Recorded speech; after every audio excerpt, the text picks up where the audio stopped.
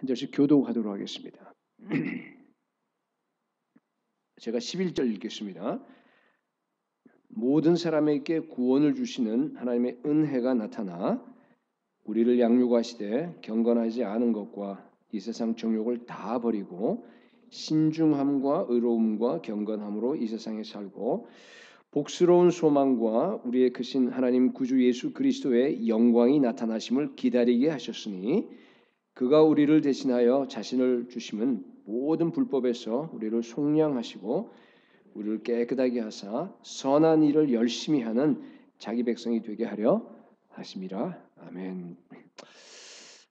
오늘날 교회에서 우리가 가장 많이 사용하는데 가장 많이 곡해가 되는 단어가 있습니다. 여러분께 묻는 겁니다. 뭡니까? 이게 오늘 설교 제목인 게 은혜예요. 은혜. 많은 사람들이 은혜에서요. 은혜라고 하는 것에 대해서 굉장히 잘못된 그 개념을 가지고 있는 것을 봅니다. 교회에서 예를 들어서 법이나 혹은 규칙을 얘기하게 되면은 아이 교회는 저 은혜로 하는 데인데 그냥 적당히 넘어갑시다. 뭐 너도 죄인이고 나도 죄인이고 모든 게 다 우리 은혜로 구원받는 거 아닙니까? 그죠? 그렇기 때문에 뭔가 이렇게 따지지 말고 그냥 다 적당히 다 두루두루 이렇게 그냥 덮어버리는 거. 예. 그렇게 많은 분들이 생각합니다. 그러니까 교회 안에 있는 무질서나 죄에 대해서 그냥 눈 감아버리는 거, 적당히 하는 거, 그러니까 이런 식으로 이렇게 많이 생각하려고 합니다. 그러니까 은혜하면은 떠오르는 것이요, 이 느슨해진 기준, 그죠? 하나님의 은혜가 임하게 되면은 어떤 규칙이나 법 같은 것들이 다 그냥 의미가 없어지는 뭐 이런 식으로 그렇게 이렇게 생각하는 분들이 굉장히 많습니다. 물론 아니죠. 은혜가 뭔지 몰라서 그래요. 은혜가 뭡니까, 여러분? 은혜는 무가치한 우리 죄인들에게 부어지는 무한한 무조건적인 하나님의 그 호의예요. 하나님 무조건적으로 찾아오셔서 그냥 부어주는 것입니다. 근데 은혜가 임하면 여러분 거룩함에 대한 기준이 더 엄격해져요. 죄에 대한 기준이 더 높아갑니다. 여러분 아시죠? 적당히 은혜가 임한다 해서 죄와 무질서를 이렇게 용납하지 않습니다. 은혜를 받은 사람에게 우리 하나님께서 요구하시는 게 뭐예요? 항상 너 은혜 받았기 때문에 더 거룩하게 살아라 그래. 더 세상과 끊어라 그래요. 죄와 단절하라 그럽니다. 오늘 본문이 굉장히 중요한 본문입니다. 그걸 아주 명확하게 우리에게 보여주고 있죠. 보세요. 11절에 모든 사람에게 구원을 주시는 하나님의 은혜가 나타났어요. 은혜가 나타났습니다. 그래서 12절에 보니까 우리를 여기 보니까 양육한다는 말이 나오죠. 우리를 양육하시되 파이디오라고 되어 있는데 이 양육한다는 말이 조금 약한 말이에요. 제가 바꿔버리겠어요. 더 좋은 말은 뭔가 하면요. 이렇게 신약 성경에 여러 차례 쓰였는데 이 단어가 이 아이들을 뭐랄까 이렇게 막 때려서라도 디시플린 훈련시키는 걸 얘기하는 거예요. 아이들을 갖다가 그죠? 이렇게 엄하게 이렇게 디시플린하는 그거 다른 데 보면 징계라는 말로 많이 번역돼 있어요. 이 똑같은 단어가 그런 말입니다. 그렇게 해서 은혜가 우리를 훈련시킨다는 말로 바꾸겠습니다. 경건하지 않은 것과 이 세상 정욕을 다 버려요. 다짜가 중요해요. 100%. 그죠? 완전히 끊어버려야 됩니다. 신중함과 의로움과 경건함으로 이 세상에 살고 그다음에 복스러운 소망과 우리의 크신 하나님 구주 예수 그리스도의 영광이 나타나심을 기다리겠습니다. 은혜가 우리에게 임하게 되면요. 이런 삶을 살아갈 수 있는 사람으로 우리를 어떻게 한다고요? 몰아가는 거예요. 우리를 갖다가 디시플린 시켜요. 우리를 징계합니다. 우리를 훈련합니다. 이끌어갑니다. 그렇기 때문에 이 은혜는요. 우리 보너헤퍼가 얘기했지만은 값싼 은혜가 아니에요. 가장 값비싼 은혜예요. priceless. 너무 값이 비싸고 값을 매길 수 없는. 우리에게는 그냥 왔어요. 그렇지만은 정말 우리가 언제 생각하더라도 하나님 자신이 우리의 죄를 위해서 죽으시다니. 예수 그리스도 그 하나님의 독생자가 우리의 그 더러운 모든 죄를 갖다 다 속하기 위해서 속죄 제물, 화목 제물이 되시다니.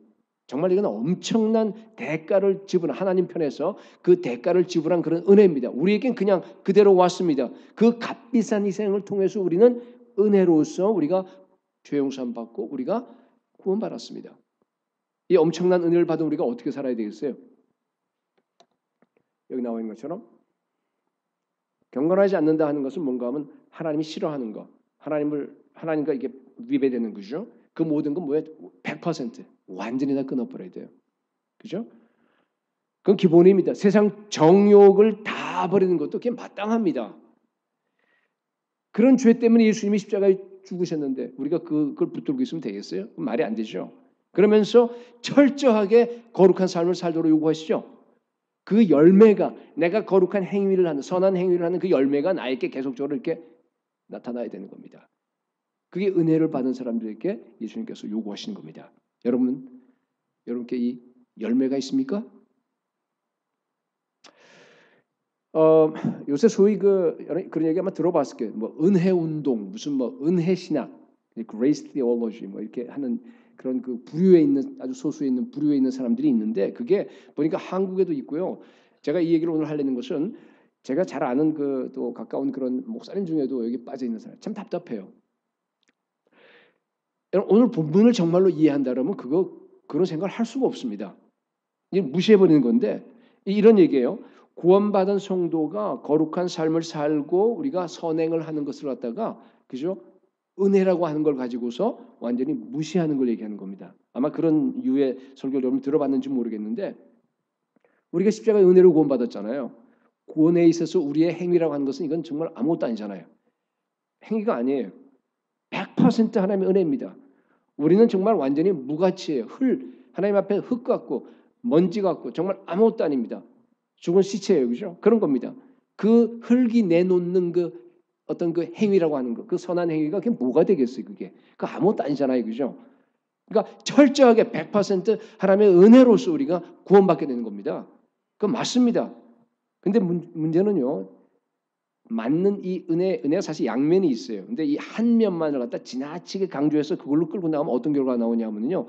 그 은혜 신학을 하는 사람들처럼 구원받은 이후에 우리에게 주신 책임을 갖다 완전히 다 무시해버리는 그런 결과가 나와요. 은혜로 구원받았으니까 여러분 아마 이해가 잘 안 될지 모르겠는데 율법을 지킬 필요가 없다라고 생각합니다. 그렇게 주장합니다. 심지어 우리가 예수님 명령에 순종해야 되잖아요. 그러니까 그 순종하는 것 자체도 그게 행위잖아. 선한 행위죠. 그죠? 아니 생각해보세요. 이 사람들은 그렇게 생각하는 거예요. 루터가 얘기했듯이 우리가 예수 믿고 난 다음에도요. 우리가 내놓는 아주 최상의 행위 자체가 우리가 쇳덩어리예요. 그렇잖아요. 그러니까 그게 무슨 의미가 있어요? 그러니까 예수 믿고 십자가 그 예수 그리스도의 그 순종하는 것도 그게 행위이기 때문에 그게 은혜가 아니라고 주장해요. 은혜가 은혜되기 위해서 그걸 갖다가 다 버려야 된다고 생각합니다. 그러니까 행위 무용론입니다. 그죠? 더 많이 내가 예수 그리스도 십자가 순종을 하면 더 많이 우리가 행위를 하게 되면 예수 그리스도 십자가의 은혜를 갖다가 무시하는 게 된다고 생각합니다. 듣는 게 어떤 그 성경을 드냐면 로마서 11장 6절을 인용하는데 만일 은혜로 된 것이면 행위로 말미암지 않음이니 그렇지 않으면 뭐예요? 은혜가 은혜되지 못하느니라 그랬어요. 그렇다고 보이죠? 순종하는 행위를 할수록 은혜가 은혜되지 못하게 하는 거라고 그렇게 주장을 합니다. 은혜의 한쪽만을 갖다 지나치게 강조하면 그렇게 돼버려요. 은혜의 다른 쪽면은 뭡니까 여러분? 여러분들은 잘 알고 계세요. 근데 이 얘기를 하는 것은요. 이게 굉장히 중요한 그 흐름이라서 그래요. 비록 우리는 다른 면을 얘기하는 거예요. 비록 우리는 흙이에요. 비록 우리는 무가치합니다. 그렇지만은 그래서 100% 하나님의 은혜로 구원을 받지만은 구원받은 이후는 우리가 하나님의 자녀가 됩니다. 우리가 죄인이 아니라 신분이 의인으로 바뀌어져 버립니다. 그래서 하나님께서 우리에게 그 열매를 요구하십니다. 의의 열매를 요구하십니다. 구원받은 이후는요, 우리에게 책임이 그 선한 행위를 하는 책임을 우리에게 주어지십니다. 성경을 보면 그렇게 나와 있어요. 대표적으로 고린도전서 15장 10절에 보면요, 바울이 이렇게 고백합니다. 그러나 내가 나 된 것은 하나님의 은혜로 된 것이니 은혜로 고백합니다. 내게 주신 그의 은혜가 헛되지 아니하여 그 다음에 중요합니다. 내가 모든 사도보다 더 많이 뭐 했어요? 수고합니다. 여러분 아시다시피 우리 바울만큼 순종하고 그 행위로 선한 행위를 하고 정말 복음 전하고 미친 듯이 온 인생을 다 바쳐서 예수님의 계명에 순종한 사람이 어디 있어요? 은혜를 받은 사람들의 그런 당연한 모습입니다. 내가 한 것이 아니요 오직 나와 함께 하신 하나님의 은혜로라 그랬어요. 그러니까 내가 행위를 했지만 내가 한 것이 아니라고 고백하는 거예요. 만약 여러분들이 은혜를 받은 뒤에 예수 믿은 다음에 행위를 많이 하면 선한 열매를 많이 맺은 다음에 이건 내가 한 거야. 이건 나의 업적이야. 나의 어떤 그 accomplishment라고 이렇게 얘기를 하게 되면 그건 뭐예요? 그건 은혜를 모르는 사람이에요. 그렇지만 내가 했지만 이것을 갖다가 하나님께 영광 돌리고 하나님이 하게 하셨다라고 그렇게 얘기하게 되면 그게 뭐예요? 그게 은혜입니다. 은혜의 다른 면입니다. 여러분 구원받은 후에 우리가 예수 그리스도를 위해서 우리의 인생을 다 바치고 수고하고 선한 일을 행하는 것은 마땅한 우리의 본분입니다. 그렇죠? 정말로 은혜를 아는 사람들은 은혜를 받은 사람들은요. 목숨 걸고 예수 명령에 순종합니다. 순종이 너무너무 중요해요. 우리의 행위가 너무너무 중요합니다. 은혜의 양면을 무시해버리고 아까 얘기한 이 한쪽 면만을 갖다가 이렇게 강조하는 사람들은 여러분 제가 단언합니다. 거짓 교사입니다. 거짓 교사예요. LA에 계시던 수년 전에 자살하신 그 목사님도 그 한 부류예요. 한국에 많이 있습니다. 여러분 왜 이런 오류에 빠질까요? 우리가 보면 이게 말이 안 되는 건데 그 사람들은요 거기 미쳐 있어요. 계속 그렇게 주장합니다. 이게 미혹이에요, 여러분. 미혹. 미혹에 일단 빠지게 되면요 안 보여요. 우리는 다 보이는데 그 사람들은 안 보입니다. 그러니까 은혜를 그러니까 은혜가 은혜되기 위해서는 모든 행위를 갖다 부정해야 된다라고 하는 그런 잘못된 생각이 그냥 그대로 그냥 스며 있어서 그렇습니다. 요새 대표적으로 젊은 목사님 중에서 잘 나가는 대형 교회 미국에 앤디 스탠리 목사님 아세요? 그죠? 그 노스 포인트 커뮤니티 처치를 조지아에 있는데 그분은 뭔가 하면 그 찰스 스탠리 아시죠? 저도 굉장히 은혜를 많이 받고 막 옛날에 좋아해서 이렇게 그 하고 그랬는데 그 서던 배프티스트 그저 총회장도 하시고 그분 계세요. 아주 유명한 분 계세요. 그분 아들이에요. 근데 이 아들은 뭐라고 주장하냐면요. 소위 무율법주의 이런 계열이에요. 구약 율법은 신약의 그 복음과 전혀 상관이 없다 그래요. 세 계명만 예수님의 세 계명 여러분 아시죠? 세 계명만 지키면 되지 구약 율법은 우리하고 상관이 없어. 우리 지킬 필요 없어요. 예수님이 세 계명을 가지고 구약 율법들을 다 replace 시켰다 그래요. 완전히 대체시켰다고 합니다. 그렇기 때문에 이건 필요 없는 겁니다. 그러니까 복음과 구약의 관계를 갖다 끊어버리는 거예요. 단절시켜 버려요. 이것만 우리는 세 계명 예수님이 주신 그 세 계명만 믿고 그것만 순종하고 그것만 따라가면 된다. 그렇게 주장합니다. 여러분 이게 말이 되는 얘기입니까? 세 계명이 뭐죠? 내가 너희를 사랑한 것처럼 십자가에서 우리 예수님께서 우리를 사랑했죠, 그죠? 똑같이 서로 사랑하라는 얘기 아니에요, 그죠? 내가 너희를 사랑한 것처럼 너희도 서로 사랑하라고 하는 거. 이 세 계명을 여러분이 정말로 지킨다 그러면요, 여러분들 아세요? 자연히 구약의 모든 율법을 다 지키는 게 됩니다. 그렇죠? 네, 세 계명은요 구약 율법을 포함하는 더 높은 수준의 법이에요. 세 계명이라고 하는 것은 그렇잖아요. 여러분 세 계명을 우리 힘으로 지킬 수 있습니까? 여러분의 힘으로 지킬 수 있어요? 없어요? 없잖아요. 그렇죠? 성령 충만해야 됩니다. 하나님의 은혜가 임해야 돼요. 그래야지만이 어떻게 우리가 우리 힘으로 예수님이 십자가에서 우리를 사랑해서 자기 몸을 준 것처럼 우리도 형제를 갖다 그렇게 사랑할 수 있어요. 그건 말이 안 되죠. 그러니까 아마 제가 보기에는 그 목사님들이 뭐 그 사람 그런 건 아니니까 신약을 했기 때문에 그걸 배웠을 거예요. 알 겁니다. 그럼에도 불구하고 그걸 갖다 부인하고 그렇죠? 구약 성경을 복음과 끊어버리려고 하는 그 이유가 뭐라고 생각하세요? 이 미국에 있는 많은 그 신자들이요, 이 구약을 굉장히 힘들어해요. 아세요? 십계명 여기에 그 하나님의 그 무시무시한 그 성품 있잖아요, 그죠? 막 유아까지 살해내 버리는. 그러니까 이게 거기에 걸려서요, 복음을 못 믿는다 그러는 거예요, 이 사람들이 주장하는 거는. 그러니까 그걸 끊어버리는 거예요. 그리고 요것만 달라고 믿으면 된다. 말이 안 되는 얘기예요, 여러분. 그걸 알고 만약 그렇게 했다 그런 거 아주 사악한 거짓 교사입니다. 마지막 때 정말 그런 사람들이 많이 나와요. 너무 많아요. 근데 그게 다 공통적인 그게 보면 어디에 문제가 있냐? 은혜가 뭔지 몰랐어요. 옛날 라벨 여러분 기억나죠? 그죠? 거기도 마찬가지로 하나님의 사랑 얘기. 그러니까 은혜가 하나님의 은혜라고 하는 것에 이게 문제가 되면 잘못된 개념 때문에 그렇습니다. 자, 그렇다면은 새 언약의 은혜가 뭡니까 도대체? 은혜라고 하는 것은 우리 요한복음 1장 17절에 나와 있는 것처럼 율법은 모세로 말미암아 주어진 것이요 은혜와 진리는 예수 그리스도로 말미암아 온 것이라. 구약에는 여러분 하나님의 은혜가 뭘로 나타났습니까? 율법으로 나타났어요. 율법으로. 여러분 율법이라고 하는 것은 그것은 뭐예요? 은혜의 표시입니다. 여러분 율법이 주신 목적은 율법을 지키고 살라는 거예요. 그렇잖아요. 율법을 가지고 너희 그러나 그 율법에 나타난 그 하나님의 은혜가 뭐예요? 너희 못 지키잖아. 그러니까 오실 예수 그리스도 그 구원자를 바라보라는 거고 못 지키기 때문에 또 제사법을 줘서 거기 또 하나님의 은혜를 주셨습니다. 은혜라고 하는 것은 하나님 율법이라고 하는 것 구약의 율법은 똑같아요. 똑같이 하나님의 은혜를 갖다가 나타내는 하나의 어린애들에게 주신 방식입니다. 그런데 신약에 와서 어떻게 해요? 예수 그리스도의 십자가가 드디어 나타난 거예요. 그 십자가로서 그 구약에 있는 그 모든 은혜가 무엇인지를 갖다 명확하게 보여주신 겁니다. 그러니까 은혜는 예수 그리스도로 말미암아 온 겁니다. 그렇죠?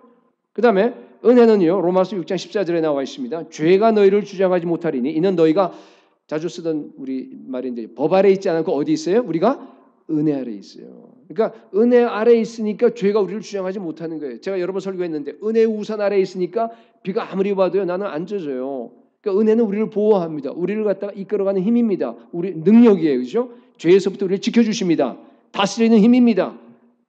은혜가 통치합니다. 옛날에는 우리가 죄의 통치 아래서 마귀의 통치 아래 있었죠. 그래서 마치 고삐 끌려서 이렇게 가듯이요. 죄가 조금만 이렇게 탁탁 당겨도요. 우리가 죄를 따라갑니다. 죄의 종로로 됐습니다. 그러다가 이제 예수를 믿었죠. 은혜를 압니다. 그러고 난 다음에 은혜의 지배 아래로 들어갔어요. 예수 그리스도의 지배 아래로 들어갔습니다. 예수님이 다스리십니다. 은혜가 다스립니다. 은혜 통치 아래 들어갔습니다. 이제는 죄가 우리를 주장하지 못하잖아요. 주님이 지켜주시기 때문에. 그러니까 은혜라고 하는 것은 그냥 단순한 정적인 거 아니에요. 아, 은혜 많이 받았다 충만 이게 아니죠. 그게 아니라 뭐예요? 힘입니다. 우리 이끌어가는 힘, 지배하는 힘입니다. 그래서 오늘 본문 12절에 보니까 뭐라 그랬어요? 은혜가 우리를 디시플린해요. 은혜가 우리를 훈련합니다. 우리를 양육합니다. 마치 아버지가 그죠? 아이를 양육하듯이 훈련하듯이. 그래서 우리는 은혜에 이끌려서 죄를 버려버리는 거예요. 우리는 은혜에 이끌려서 정욕과 다 버려버리고 그죠? 여기 보니까 뭐예요? 완전히 새로운 삶. 경건함과 의로움과 또 거기 나와 있는 그런 그 근신함. 근신함이라는 것이 뭔가 하면 그게 self control 그 절제예요, 절제. 여기 보면 디도서 보면 절제라는 말이 3번이나 나오거든요. 절제가 제일 중요해요. 우리 예수 믿는 리더들에게, 우리 모두에게, 제자들에게 절제. 여러분, 은혜가 우리를 새로운 삶으로 이끌어 나갑니다. 여러분 느끼세요? 은혜의 힘을 날마다 여러분 느끼시면서 은혜 아래, 지배 아래 순종하시기 바랍니다. 은혜는요, 구원 받을 때 한 번 받는 거 아니죠. 한 번 경험하는 거 아니죠. 그죠? 계속적으로 우리가 경험하면 매 순간 경험해야 됩니다. 로마서 5장 2절에는 그래서 뭐라고 돼? 은혜 아래 들어가서 내가 서 있다는 그런 표현이 있어요. 은혜 아래 서 있어야 돼요, 여러분들이 계속해서. 그죠? 우리 삶은 전적으로 여러분 은혜에 의해서 우리가 움직여야 됩니다. 은혜가 이끌어 나가셔야 됩니다. 은혜는 더 높은 수준의 법, 아까 얘기했듯이 그것을 갖다가 내가 성취할 수 있도록, 내가 순종할 수 있도록 우리에게 힘을 주는 겁니다. 우리를 이끌어가는 겁니다. 성령 충만할 때만 우리가 새 계명을 지킬 수 있습니다. 은혜 속에 있을 때, 내가 서 있을 때만 여기 있는 모든 계명들을 우리가 다 지킬 수 있는 힘을 얻게 되는 겁니다. 그래서 여러분 오직 예수 그리스도의 은혜와 그를 아는 지식에서 자라가라 그랬어요. 자라가라. 그렇죠? 우리가 성장하셔야 됩니다. 오직 은혜로만 살아가시기 바랍니다. 자, 제가 지금까지 이제 은혜가 뭔가에 대한 얘기를 좀 했고요. 이제 이번에 얘기할 건 뭔가 하면은 우리 본문에서 은혜가 우리를 훈련시키는 것이 여기 몇 가지 나오면 3가지가 나오죠. 3가지가 나옵니다. 12절, 13절, 14절입니다. 자세히 설명할 시간을 가질 수는 없고 제가 짧게요. 3가지를 여러분께 좀 요약해서 말씀드리겠습니다. 첫째, 은혜가 우리들을 무슨 훈련을 시킵니까? 어떻게 몰아가죠? 12절에 나와 있는 것처럼 죄를 버리고 거룩하게 살도록 은혜가 우리를 훈련시킵니다. 모든 사람에게 구원을 주시는 하나님의 은혜가 나타나서 12절 우리를 훈련하시되 경건하지 않은 것과 이 세상 정욕을 다 버리고 신중함과 의로움과 경건함으로 이 세상에 살고. 다시 한번 여러분께 강조합니다. 여러분, 경건하지 않은 것 다 끊어버리시기 바랍니다. 예, 정말 여기에 세상 정욕을 여러분 완전히 결별하셔야 돼요. 끝내야 돼요. 예, 이게 옛사람의 특징 아닙니까? 옛사람의 특징이에요. 디도서 3장 3절에 나와 있는 것처럼 우리도 전에는 어리석은 자요, 순종하지 아니하는 자요, 속은 자요, 여러 가지 정욕과 행락의 종로로 단 자요, 악독과 투기를 일삼은 자요, 다 우리 얘기예요. 가증스러운 자요, 피차 미워한 자였으나 예수님을 알기 전에 나의 모습입니다. 근데 이제는 그러한 죄들로부터 완전히 단호하게 노라고 여러분들이 선포하시고 돌아서야 됩니다. 다시 강조합니다, 여러분. 제가 여러 번 얘기했는데 예수 믿는다라고 하는 것은 여러분 내 인생에서 대격변이 일어나는 거예요. 천재지변이 일어나는 거예요. 노아와 홍수처럼. 노아가 홍수하고 나온 다음에 보니까 뭐 완전히 다른 세상이 되어버렸잖아요. 완전한 옛사람, 여러분의 그 옛성품, 여러분들의 그 옛자아, 그 모든 것부터요 완전한 100% 단절을 얘기합니다. 한번 돌이켜보세요. 정말로 옛성품으로부터 완전히 단절됐어요? 응? 세상 정욕이 완전히 여러분에서 다 빠져나갔어요? 완전히 제거됐어요? 이제는 완전히 새 성품으로 여러분 바뀌셨어요? 여러분, 예수 믿고 옛 세상에 대해서 여러분이 철저한 단절이 일어나지 않는다 그러면요 사울 왕처럼 돼요. 사울 왕은 한때 잘 나갔어요. 그죠? 하나님의 영이요 아주 강하게 임했습니다. 크게 임했다는 말이 나와요. 거기에 성경에 보면은 예언했습니다. 하나님께서 사울 왕에게 뭘까지 주셨죠? 새 마음을 주셨어요. 그러니까 오늘 말로 하게 되면요 성령 받고 어떻게 돼요? 성령 충만했다는 뜻이에요. 그런 삶을 살았습니다. 잘 나갔어요. 시작이 좋았습니다. 그러나 여러분 아시다시피 어떻게 돼요? 마지막에 완전히 다 악령에 사로잡혀요. 하나님이 부리시는 그 악령에 의해서 막 그냥 번민합니다. 그러다 마지막에 그런 비참한 최후를 맞게 되는 거 아니에요. 왜 그래요? 옛성품, 옛자, 옛사람과 완전하게 끊어내지 못해서 그렇습니다. 그죠? 하나님을 두려워하는 대신에 뭐예요? 백성들의 평판을 두려워했습니다. 여러분 잘 알잖아요. 좋은 막 양과 소 있고 막 그러니까 그 막 정욕이죠, 뭐 그죠? 시기심, 다윗을 향한 그런 것들 처리하지 못했습니다. 그냥 질질질질 가다 보니까 결국은 뭐예요? 거기에 완전히 사로잡혀 버린 거예요. 그런 일이 일어납니다. 여러분 오늘날 교회 안에 사울 왕과 같은 교인들이 보니까 너무 많아요. 너무 많습니다. 죄를 철저하게 끊어내지 않아요. 여기 계신 분들 여러분 큰 죄 짓는 사람 한 사람도 없어요. 여기 가늠한 사람 없잖아요. 그렇죠? 여기에 무슨 또 뭐 있어요? 하여튼 그런 큰 죄 짓는 사람 하나도 없어요. 문제는 뭔가 하면요. 작은 내 옛 성품을 완전히 끊어버리지 못한 세상을 향해서 조그만 구멍이 바늘구멍 걸로 세상 어떤 사람 좀 구멍이 크고 너무 좋아서 자꾸만 쳐다보고 있어. 그 작은 게 문제예요, 여러분. 그 작은 정욕, 작은 여러분 우리 예수 믿고 나서 내가 말을 절제하지 못합니다. 예수 믿고 나서 남을 배려하고 정말로 예수 믿는 들 보면 자기 위주야, 자꾸만. 자기 하던 세상에서 하던 게 그냥 그대로 남아 있어요. 그죠? 그러니까 우리 엔지니어들 참 단순하게 이제 맞다, 이 진리가 맞다 그러면요 정말 그걸 갖다가 철저하게 그냥 나가는 거 참 좋아요. 이게 사회과학 한 사람들, 인문과학 한 사람들은 아주 복잡해 머리가. 그러니까 우리 교회는 참 좋은 교회예요. 근데 문제는요, 이 엔지니어 한 사람들은요 진리뿐만 아니라 작은 부분까지도 의사결정하는 데나 모든 데 있어서 이게 자기가 합리적이고 맞지 않으면요 자기 주장해요. 안 되는 거예요 이게. 알아요 제가. 잘 알아요. 근데 그게 좋은 거 아니에요 여러분. 버려야 돼요. 교회는 그렇지 않아요. 그것까지 다 버리셔야 돼요. 정말 사울왕처럼 여러분 작은 경쟁심, 작은 시기심, 작은 정욕 그게요 나중에 바늘구멍만한 그 댐에 그 나무 어떻게 돼? 다 무너져 버리잖아요 여러분. 거기에 그런 얘들이 있잖아요. 우리 인생이 똑같아요. 사울왕처럼 됩니다 여러분. 여러분 다시 얘기합니다. 내 옛사람의 그 고집과 나의 그 어떤 주장과 나의 그 교만과 나의 그 정말 시기심과 그건 많잖아요. 그런 정욕과 그런 그 음란 모든 작은 걸 다 완전히 버려야 돼요. 그거 처리하셔야 됩니다.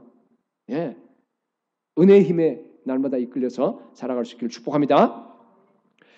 12절 하반부에 계속 이어서 신중함과 의로움과 경건함으로 이 세상에 살아가야 돼요. 이게 새로운 삶 아닙니까?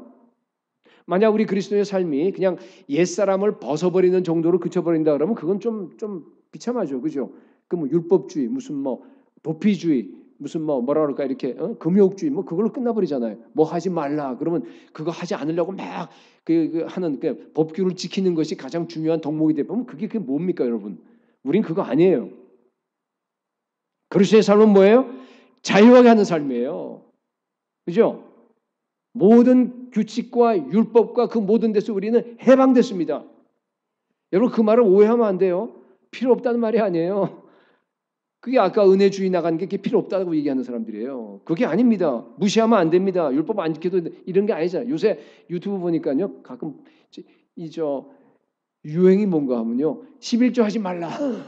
무슨 뭐예요? 주일 성수하지 말라. 그걸 설교를 하더라고요. 다 들어보진 않았지만 뻔하죠. 보나마나.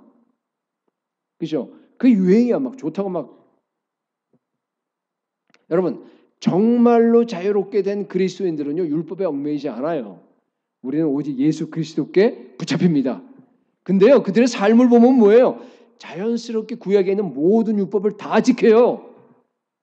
다 이루옵니다. 우리가. 내가 율법 지켜야지. 내가 이런 죄를 짓지 말라야지. 뭐 이게 아니잖아요. 그죠? 그렇게 해서 그게 됩니까? 그게 아니라 내가 예수님을 사랑하기 때문에 정말 새로운 삶을 갖다가 은혜를 받았는데 이 은혜에 이끌리는 삶을 살다 보면 자연히 어떻게 돼요? 율법을 지켜야 되는 거예요. 자연스러워요. 이건 너무너무 죄를 안 짓게 됩니다. 죄와 결별하게 됩니다. 그리고 새로운 삶을 살아가는 거예요. 근신함과 셀프 컨트롤 되고 경건함과 의로움으로 우리가 살아가게 되는 겁니다. 그게 자유한 모습입니다. 주의 영이 계신 곳에는 자유함이 있어요. 어디로 가나 우린 자유합니다. 매이지 않아요. 율법에. 예수님을 사랑하고 내가 새 언약 백성으로 주님께서 이 엄청난 은혜를 베풀어 주셨는데 우리가 어떻게 남을 비난할 수 있어요? 어떻게 우리가 부정적인 얘기를 할 수 있어요? 주님의 은혜가 이끌어간 대로 따라가면서 그죠? 주님께서 교회를 사랑하면서 그 교회에서 이루려고 하는 그 목적 안에서 우리가 함께 나를 버리고 나를 죽이고 내 의견을 죽이고 같이 나가는 거 아니에요? 은혜가 우리를 강력한 힘으로 몰아가기 때문에 여러분 우리가 죄 짓는 건 불가능합니다. 그게 성령 충만한 삶입니다. 그게 신중함과 의로움과 경건함입니다. 여러분 이런 자유한 삶을 다 살 수 있는 저 여러분 되기를 축복합니다. 자, 두 번째 그 다음 절이에요. 13절에 나와 있는 건데 뭡니까? 은혜가 뭘 우리에게 훈련시킵니까? 은혜가 예수 그리스도의 재림을 기다리는 삶으로 우리를 갖다가 몰아가요. 훈련시킵니다. 13절에 복스러운 소망과 우리의 크신 하나님 구주 예수 그리스도의 영광이 나타나심을 기다리게 하셨으니 과라고 되어서 엔드로 연결되어 있어서 이게 두 가지로 생각하는데 두 가지가 아니라 한 가지예요. 내용적으로 보면 그렇습니다. 예수 그리스도의 영광이 나타나기를 내가 소망하고 기다리는 것이 뭐예요? 그게 바로 복스러운 소망입니다. 그렇죠? 복스러운 소망을 가진 자가요. 이 세상과 결별하고 죄와 결별하고 새로운 삶을 살 수 있다. 그런 뜻입니다. 아마 초신자들이 들으면 이해 안 될지도 몰라요. 여러분 예수님의 재림을 내가 막 기대한다는 말은 무슨 얘기예요? 지구의 종말을 기대하는 거 아니에요. 빨리 이 세상은 다 끝나버리고 예수님이 오시길 기대하는 거 아니에요. 그죠? 그런데 왜 이 세상에서 우리가 더 절제하게 살아야 됩니까? 왜 더 경건하게, 더 의롭게 살아야 되죠? 왜 우리가 이 세상에 대한 관심을 더 기울이면서 이 세상에 대한 열정을 가져야 됩니까? 열정을 가지고 우리가 복음을 전해야 합니까? 왜 그렇죠? 대답은 아주 간단합니다. 왜? 이 세상이 죄로 물들어 있지만 여전히 주인은 하나님이시기 때문에. 우리 주님이 다스리십니다. 잠시 허용하는 것뿐이에요. 그러나 여러분 이 세상은 너무나 불의해요. 죄로 덮여 있습니다. 여러분 지구상에 지금 펼쳐지고 있는 이 악에 대해서 여러분 어느 정도 여러분들의 그 부담을 느끼세요? 그러니까 늘 마음이 무겁지 않아요? 세상에 펼쳐진 게 악을 보면서. 그죠? 마귀 횡포, 가난, 기근, 불공평, 피 흘림, 미움, 저주, 전쟁, 질병, 성매매.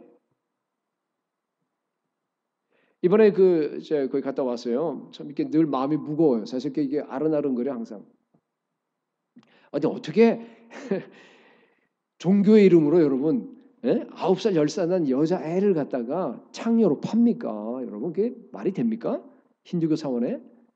그러니까 이 사제들의 물론 노래감도 되겠지만 그것보다는 더 이게 수입원이에요. 힌두교 사원의 수입원이에요. 그게 커스터머들, 그러니까 성도들이 커스터머예요. 와서 매춘 행위하고 거기서 돈을 받아요. 돈을 받으면은 그걸 갖고 사원을 운영할 수도 있고 또 일부 돈을 갖다가 몇 퍼센트인지 모르겠지만은 부모들에게 주는 거예요. 그 가난하니까 워낙 가난하니까 부모들이 그 돈 때문에 딸을 갖다 파는 거예요. 그렇게 팔아서 그냥 저 예수 믿고 나오니까요. 그 어떤 부모는 제가 이렇게 개인적으로 대화하고 그랬잖아요. 딸 안 보겠다 해서 끊어버려요. 네가 그 도망갔기 때문에 돈을 못 벌잖아요. 네, 정말 이번에 가보니까 이들이 예수 믿고 소망을 가지고 살아가요. 정말 뜨겁게 믿음으로 살아갔는데 거의 다 질병으로 고통을 해요. 거의 다. 게다가 그 좁은 방이 3개인데 한 방에 15명 이상 자니까 그 뭐 폭에서 사는 거 아니에요, 그죠? 그러면서 어떤 한 5명, 6명인가 뭐 모르겠는데 보니까 애까지 갖고 있어. 조금 가난한 애까지. 그러니까 뭐 나은 걸 어떻게 하겠어요? 그래서 그냥 그 안에 같이 살아요. 그래서 우리 교회 그 재정만 가지고는 도저히 안 되겠어. 우리 한국에 이제 아까 얘기했듯이 이렇게 연결시켜 주고 지금 이제 치준 중이에요. 아마 잘 될 거예요.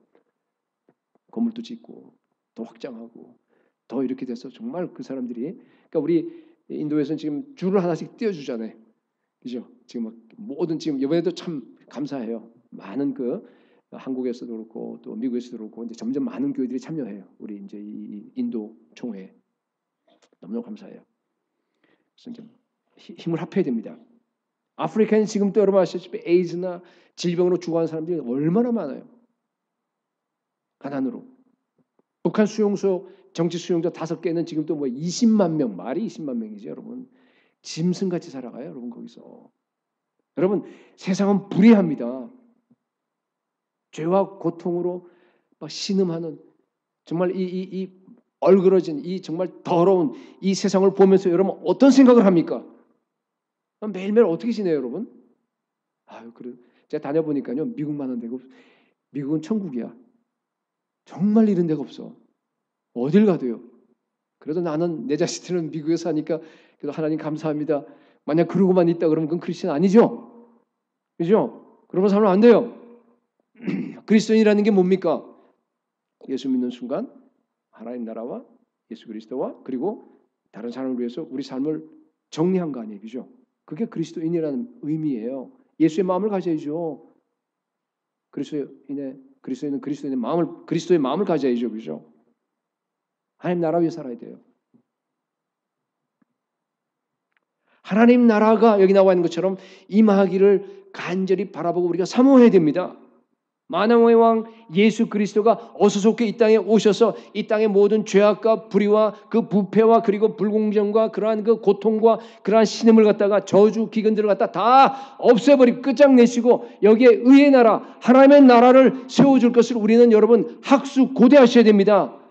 예수 그리스도가 오셔서 의의 왕국 예수의 나라의 왕국을 세우는 것이 우리의 유일한 소망이 되어야 됩니다. 복스러운 소망이라는 뜻입니다. 이 복스러운 소망을 가지고 있다 그러면 여러분 우리가 이 죄악 세상에서 여러분 어떻게 살아가야 되겠습니까? 제가 이 얘기를 자꾸 하는 것은 아직도 그게 끊어지지 않아서 그래요. 나는 똑똑해. 나는 잘 배웠어요. 나는 그래도 능력이 있어요. 그렇기 때문에 좀 더 경쟁해서 내가 이겨서 더 많은 걸 차지하고 더 좋은 집에 더 좋은 차에 뭐 등등 우리 자녀들은 더 좋은 사립학교 돈 비싼 데 보내서 정말 내가 이 엘리트로 키워서 우리의 이걸 대물림하겠다. 여러분 만약 이런 마음을 가지고 그걸 완전히 제거하지 않고 아직 여전히 살아가 있다 그러면 여러분 그리스도인이 아니에요. 그 의롭게 사는 게 아니에요, 여러분. 여기 나오죠. 의롭게 산다 그러잖아요. 여러분 의롭게 산다는 게 이게 도대체 무슨 뜻일까? 의롭게 산다. 여러분 생각해 봤어요 한번? 여러분 의롭게 사세요? 먼저 그 나라와 그 의를 위해 살라 그랬죠. 그 무슨 삶이 어떤 삶입니까, 여러분? 많은 사람들이 착각을 하는 게 우리가 의롭게 산다 그러면 그냥 단순하게 개인적인 수준의 어떤 그 도덕성만을 생각해요. 나 거짓말하지 않고 나 회사에서 그냥 정직하게 나 뭐 그냥 남한테 해야 안 끼치고 내가 잘 살지 뭐 내가 그러니까 그 자기의 그 개인적인 그것만 생각합니다. 그거 그러면서 제가 나 의로워 그렇게 얘기하는 사람이 있는데 그건 몰라도 한참 몰라서 그래요. 그런 게 아니에요, 여러분. 의라는 개념이 그런 게 아닙니다. 누가복음 18장에 보면은 그 불의한 재판장 비유 나오죠. 그 사람은 불의하라 그랬어요, 그죠? 예수님 분명히 왜 그 재판장이 불의하죠? 그 2절에 나와 있는데 하나님을 두려워하지 아니하고 사람을 무시하기 때문에 그래요. 사람을 무시하는 게 하나님 두려워하지 않는 건데 다시 말해서 가난한 자들 약자를 갖다 돌아보지 않고 무시해 버리는 게 재판장인데 가난한 사람들의 청원을 갖다 무시해 버리는 거예요. 그런 걸 얘기하는 겁니다. 그러니까 불의한 겁니다. 그러니까 불의한 사람은요 자기의 유익을 위해서 그 공동체를 돌아보지 않습니다. 자기가 원하는 대로 자기의 유익의 도구로서 사용합니다. 그게 불입니다. 제가요 얼마 전에 그 가장 재산이 많은 목사들의 명단을 한번 봤어요. 제가 놀랐어요. 거기에요 아프리카 사람들이 제일 많아. 세상에 한 반을 차지했던 것 같아. 아니 미국 사람이라 그러면 그냥 아니 그러냐고 이해가 됐는데 아니 그 가난한 케냐 뭐 아프리카 사람들 말이에요. 그 사람들의 그 헌금을 거둬서 재산을 축적하고 자기는 뭐야 자가용 제트 비행기 타고 다녀. 와 세상에. 여러분 불의한 목사입니다. 불의한 기업이 어떤 기업이죠? 가난한 나라 가서 착취하는 거 아니에요. 가난한 사람들 갖다가 돈을 착취하고 자기는 키우고 그게 불의한 기업이야. 다국적 기업 막 한참 그랬잖아요. 우리 보팔 갔는데 보팔에서 옛날에 유니언 카바인가 그게 해서 그 불의한 기업이었을 때 알아요, 여러분? 그러니까 그런 여러분 왜 교회가 그걸 배웁니까? 불의한 목사들입니다. 여러분 의롭다고 하는 의미가 뭔 줄 아세요? 이게 공동체에 대한 얘기예요. 사회적인 얘기입니다. 이것은 사회를 위해서 공동체를 위해서 자기의 유익을 포기하는 것을 갖다가 의롭다고 합니다. 우리가 그걸 희생하는 걸 갖다 의로운 사람이에요. 예수 그리스도는 뭐예요? 우리를 위해서 자기의 목숨까지 다 희생하셨습니다. 다 포기하셨습니다. 그래서 그 의를 예수 그리스도의 의를 우리에게 주셨잖아요. 우리가 의로워졌습니다. 우리도 의롭게 살아야 됩니다. 그렇죠? 의롭다 하는 것은 뭔가 의를 행한다고 하는 것은 뭔가 하면요. 내가 희생하고 남들을 살린다는 뜻이에요. 공동체를 위해서 우리 온 지구촌을 위해서 여러분 우리 교회 뭐 그만한 수준이 되니까 여러분 보세요. 내가 능력이 있어요. 근데 지구촌에 가난한 이웃들을 갖다 여러분들이 만약 돌아보지 않는다 그러면 그건 불의한 겁니다. 이럴 때 아멘 해야 돼요. 아멘이요. 불의한 거예요, 여러분. 불의한 사람이 돼버려요, 여러분. 비즈니스 하는데 종업원들에게는 정말 별로 임금을 적게 주고 물론 뭐 그걸 이제 막기 위해서 최저임금제도 있고 다 있고 하지만은 그래도 자기는 잘 벌고 하면서 종업원들에게는 적게 준다. 불의한 기업이에요. 여러분 아마 다 알겠지만은 미국의 그 기업들은 다 불의해요. 거의 다 대기업들은 왜 그런 줄 알아요? 미국 평균 CEO들 그 급여하고 받는 거하고 그다음에 이 저 일반 종업원들 받는 그 차이가 몇 배 된 줄 알아요? 되게 5년 전에 데이터를 제가 봤는데요. 350배야. 무려. 불의해요. 그렇잖아요. 그러니까 이 예수님께서 뭐라 그랬냐면요. 불의한 재물로 친구를 사요. 세상에 있는 모든 재물은 뭐라 그랬어요? 시스템 자체가 불의한 거예요. 여러분 제가 강조하려는 건 이겁니다. 복스러운 소망을 가진 사람들만이 이 땅에서 의롭게 살아갈 수 있습니다. 그죠? 왜 그러냐면 예수 그리스도 심판의 날이 최후 예수 그리스도 재림의 날이 최후 심판의 날이기 때문에 그래요. 이 땅에서는 여러분 정의가 실현되지 않습니다. 불의한 사람들이 더 잘 되게 돼 있어요. 그거는 불의한 자들, 그죠? 악인들을 보면은요, 그 사람들은요, 그냥 자녀들도 잘 되고 자기도 건강하고 오래 살고 보면 뭐 그건 뭐 너무나 당연해요. 구조가 그렇게 생겼어요, 여러분 아시죠? 구조가 경제적인 구조만 그런 게 아니라 영적인 구조도 그렇습니다, 여러분. 무슨 의미인지 아시죠? 그죠? 하나님께서 어떻게 해요? 의인들은, 우리 같은 의인들은 뭐예요? 이 땅에서 예수님 닮을 수 있도록 그냥 훈련시켜요. 그냥 막 때로는 고난도 주시고 기업도 뒤집어 버리고 그냥 뭐 굉장히 어렵게도 하시고 하면서 우리를 훈련시키는 그런 영적인 구조잖아요. 그렇지만 불의한 사람들은 우리 하나님께서 어떻게 해요? 그냥 내버려 둡니다. 내버려 둬요. 그러니까 잘 될 수밖에 없죠. 그래서 의인들은 핍박받아요. 초라합니다.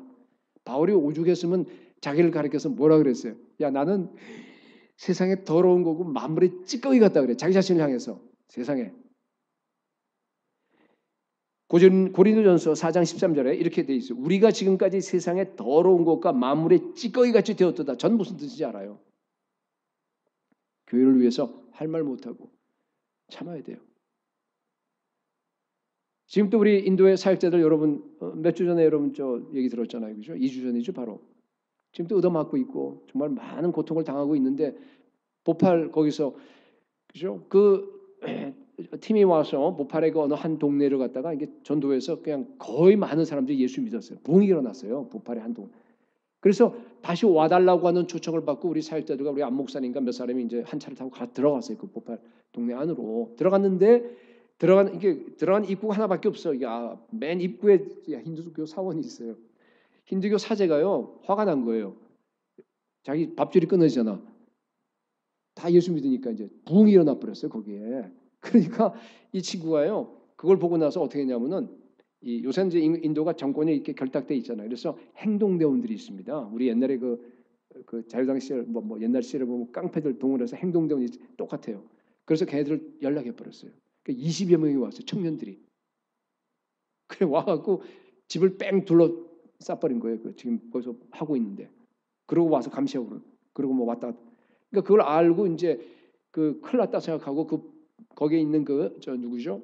그 주민들이요 보호하려고 그냥 다 아니 이 사람들 우리가 초청했다. 이 사람들은 아니니까 아니라고 막 그냥 그 행동대원들 막 쫓아내 버린 거예요. 그래서 무사히 됐어요.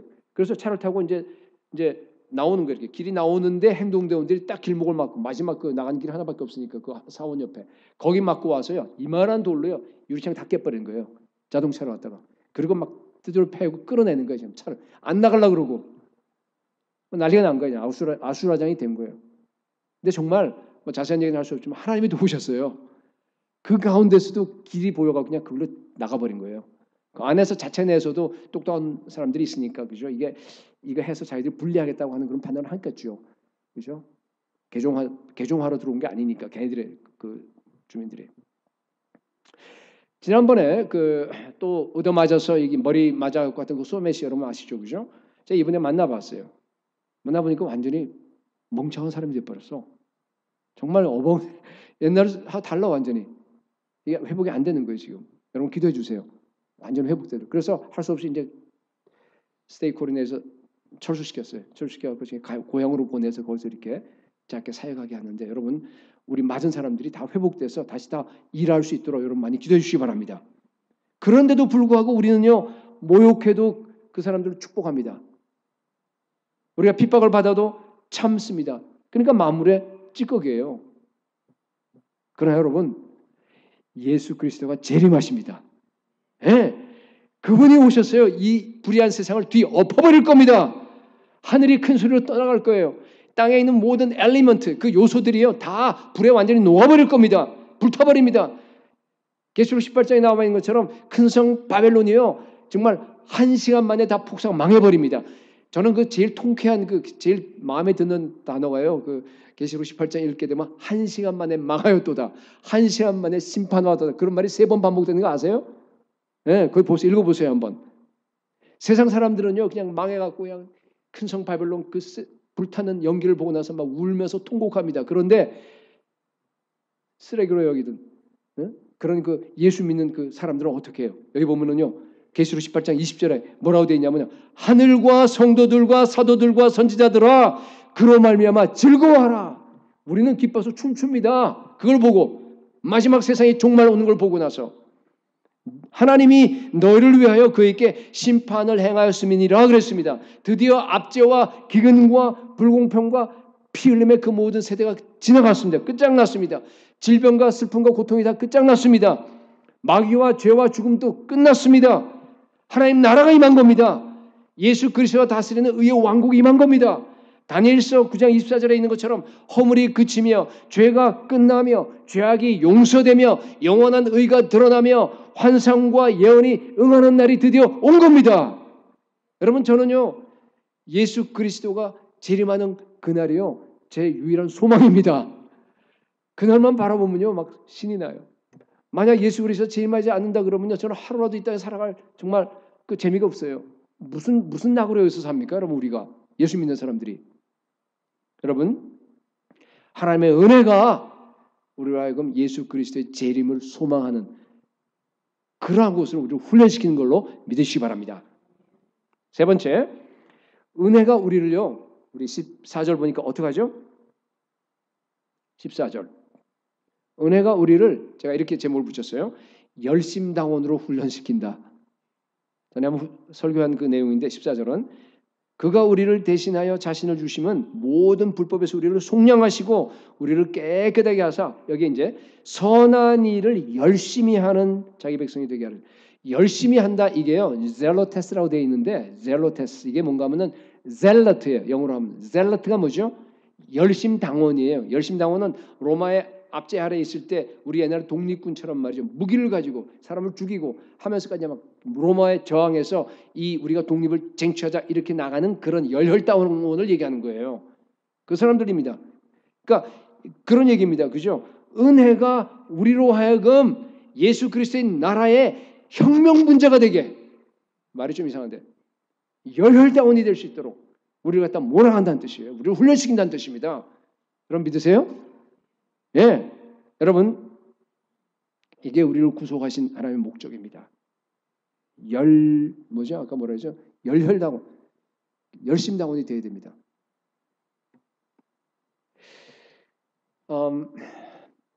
여러분 예수 믿고 제일 비참한 게요. 미지근한 겁니다. 미지근한 거예요. 조지 위필드 여러분 잘 아시는 그분이 이런 말씀을 했습니다. 하나님의 최악의 저주는 잘 들어보세요. 눈 멀고 갱신되지 않고 매일 새로워지지 않고 미지근한 지도자를 주시는 것이라 그랬어요. 여러분 그런 목회자, 미지근한 목회자를 만나는 성도들은 저주받은 성도들이에요. 왜 그런 줄 알아요? 거짓 평화에 잠들어 있을 수 있기 때문에 거기 도취될 수 있습니다. 종교적인 형식에 안주할 수 있는 위험한 그런 자기 자신의 눈 멀고 헐벗고 그리고 그런 정말 그런 상태에 있다고 하는 걸 갖다가 깨닫지 못하게 돼요. 오늘날 여러분 보세요. 잠자는 교회, 미지근한 교회가 여러분 얼마나 많아요. 오늘날. 이 하나님과의 관계에서 우리가 차라리 차거나 그죠? 뜨거우면요. 최소한 우리가 속지는 않아요. 그렇지만은 여러분 그죠? 내가 지금 냉랭하다. 내가 차다고 하는 거 알아요. 자기가 이제 뭐 교회도 안 나오고 떠나가고 이제 자기 마음대로 살아가니까 내가 하나님을 대적하고 이런 거 알아요. 자기가 모르지 않습니다. 아니면 내가 하나님을 향해서 막 열정적으로 주님을 사랑하고 성령 쭉 말해서 나가는 거 자기가 알아요, 몰라요? 알아요, 여러분. 그 사람들 여기 있는 사람들은요 나중에 탕자처럼 돌이켜서 완전 밑바닥에 떨어져서 하나님께 돌아올 수 있는 회개할 수 있는 가능성이 여기 열려 있습니다. 근데 문제는 여기 있는 사람이에요. 미지근한 사람입니다. 그죠? 자기가 하나님을 섬긴 줄 알아요. 늘 뭐 주일 성수하고 뭐 잘 나오고 뭐 섬기고 하니까 자기가 괜찮은 줄 알아요. 남들도 보니까 다 그렇고 회개할 필요성이 못 느껴요. 여러분 이게 가장 큰 마귀의 전략입니다. 마귀의 전략은요 우리 예수 못 믿게 할 수는 없어요. 그렇지만은 일단 예수 믿으면 그 다음에 어떻게 하겠어요? 여러분들을 갖다가 미지근한 상태로 그냥 그대로 잡아두는 거예요. 기도하지 않고 말씀 보지 않고 그냥 뭐 형식에 묶여서 교회 열심히 다니는 거. 그러니까 그렇게 되는 거예요. 그러면 열심히 주일 성수하고 한 번도 안 빠져. 11조도 해요. 그다음에서 막 여기저기 막 봉사 다 합니다. 여기저기 다 막 열심히 하다가 뭐예요? 마지막에 지옥 가는 거예요. 그게 마귀의 전략입니다. 그런 사람들이 너무너무 많아요, 교회 안에. 그래서 예수님은 뭐라 그래요? 계시록에서 네가 차든지 뜨겁든지 하기를 내가 원하노라 그랬어요. 그 말은 차라는 얘기가 아니죠. 너 탕자처럼 되라 그런 얘기가 아니에요. 그죠? 예수님 마음을 알아야 돼요. 뭐예요? 너 뜨겁지 않으면 지옥 간다는 얘기예요. 이럴 때 내가 웃으면서 얘기해야 돼. 부드럽게. 이게 심각한 말씀이에요, 여러분. 여러분, 항상 우리 안에 성령의 불이요 뜨겁게 타올라야 합니다. 미친 듯이 말씀 읽어야 돼요. 말씀 묵상하고 미친 듯이 기도해야 됩니다. 미친 듯이 여러분 복음 전하셔야 돼요. 미친 듯이 정말 열심당원처럼 목숨 걸고 하나님 나라 섬기셔야 됩니다. 그 다음 말이 중요해요. 그렇지 않으면 미지근한 겁니다. 아시겠어요? 여기 미지근한 사람들 많습니다. 과거에 뜨거웠다가 다시 미지근해야 되는 사람도 있어요. 여기에. 옛날에 그냥 젊었을 때 막 그냥 선교사 되겠다고 막 결혼하고 나서 그냥 막 다 미지근해 버린 거예요. 그냥. 있어요. 여러분, 많은 분들이 이렇게 생각해요. 내가 마음만 먹으면 내가 다시 뜨거워질 수 있다. 천만에 안 그래요. 성령의 그 불이 여러분 마음대로 왔다 갔다 하는 줄 알아요? 교회가 부흥할 때 여러분들이 은혜의 불이 쏟아질 때 은혜의 흐름이 흘러갈 때 그때 여러분들이 그 안에 들어오셔야 돼요. 그러면 여러분들이 부흥합니다. 여러분 혼자서 안 돼요. 이게 공동체입니다. 여러분 정말 감사하게요. 하나님이 지금 우리 교회에 은혜를 부어주고 계세요. 아직 우리 교회에 기도가 살아있습니다. 우리가 지금 부흥하고 있습니다. 하나님의 은혜의 성령이 우리 교회 가운데 지금 임하고 있습니다. 여러분 모두 다 거짓 평안에서 깨어나시기 바랍니다. 이 대열에 합류하시기 바랍니다. 어떻게 은혜를 받을 수 있습니까? 너무 간단해요. 아주 단순합니다. 은혜를 받을 수 있는 것은 어떻게 되죠? 겸손하면 돼요. 여러분이 깨어지면 돼요. 하나님 앞에 꺾어지면 됩니다. 겸손한 자에게 하나님이 은혜를 베푸신다 그랬습니다. 여러분 내 안에 있는 그 죄 때문에 여러분 슬퍼하셔야 돼요. 내가 행하는 그 모든 것들 다 죄잖아요. 주님 제가 하나님을 거역했습니다. 하나님의 법을 제가 어겼어요. 내 죄가 너무나 많아서 내가 무거워서 내가 머리를 들 수 없습니다. 이 죄인을 용서해 주시옵소서 하고 여러분 탄식하셔야 돼요. 매일매일 여러분이 얼마나 많은 죄를 범합니까 우리가. 근데 그것뿐만 아니에요. 여러분이 우리 속에 있는 그 내 옛성품, 나의 그 옛자, 정말 내 옛 죄성, 그죠? 그걸 보면서 여러분 탄식하셔야 돼요. 정말 얼마나 끔찍합니까? 정말 보면 볼수록요, 정말 너무 정말 하나님께 부끄러워요. 내 속에 있는 탐욕, 이기심, 의롭지 못한 것들, 자랑, 교만, 독선, 내 주장, 여러분 얼마나 많아요 내 안에. 이게 드러나질 않아. 누가 이 사망의 몸에서 나를 구원하라 하면서요. 하나님께 여러분 외쳐야 됩니다. 부르짖어야 됩니다. 내가 믿음이 없음을 여러분 하나님께 고백하셔야 됩니다. 거짓 평안에 속았던 것을 여러분 회개하셔야 됩니다. 하나님은요 우리에게 부르짖고 회개하는 그 사람들에게요 반드시 성령의 은혜를 부어주십니다. 오늘 이 은혜를 다 받기 바랍니다. 여러분 우리는요 하나님의 은혜가 없이는 한순간도 살 수가 없습니다. 매일 성령 충만해야지만 우리가 정상적인 그리스도인의 삶을 살 수 있습니다. 성령의 은혜가 우리를 매 순간 이끌어 가야지만 우리가 승리할 수 있습니다. 이 은혜의 힘으로 여러분 죄를 버리고 거룩하게 사시기 바랍니다. 이 은혜의 힘으로 여러분 다시 오실 예수 그리스도 그 재림을 바라보는 삶으로 여러분 정말 계속적으로 이어져야 됩니다. 이 은혜의 힘으로 예수 그리스도와 그 나라를 위해선 열심당원이 될 수 있기를 예수 그리스도 이름으로 축복합니다.